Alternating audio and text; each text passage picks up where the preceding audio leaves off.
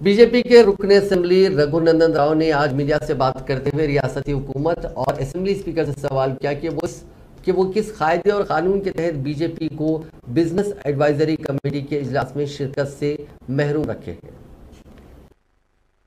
आप यही तरीका है असेंबली चलाने का, यही तरीका है असेंबली का प्रोसीजर पालन करने का।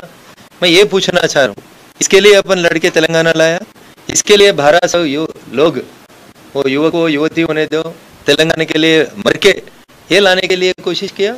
इतना ऑटोक्रेटिक, इतना अनडेमोक्रेटिक, इतना अनपार्लियामेंट्री रहता।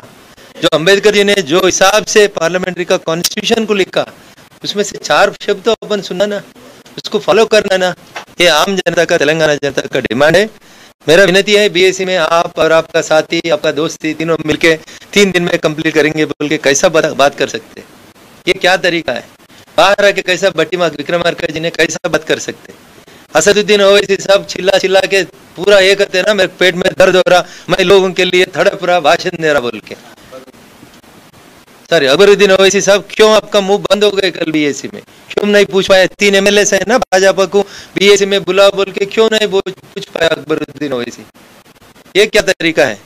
So this is the way Congress, TRS, MIM 3 साथियां मिलके 3 दिन का ये सभा जो चलाने के लिए कोशिश कर लेके, पहले प्लान कर लेके, मीडिया को लीक करके बीएस में जो फाइन लगे वो जो फाइनलाइज हुआ बोल के जो बोल रहा, उसके खिलाफ तेलंगाना समाज पूरा नाराज है। सीएम साहब अभी भी सोचो, ठंडा दिमाग से सोचो, 30 दिन तक ये असेंबली चलाने का वक्त दो। जो इश्यूज है लोगों का, वो इश्यूज बात करने का मौका अपोजिशन पार्टीज को दो। नंबर के हिसाब से आप ज्यादा टाइम लो।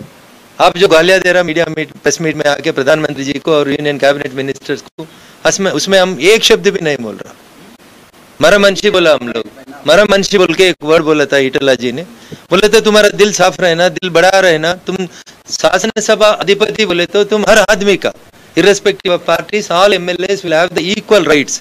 वो राइट्स को बचाओ साहब बोल के पूछने के जगह ईटला राजेंद्र जी ने एक वर्ड बोला मरमंशी बोल के।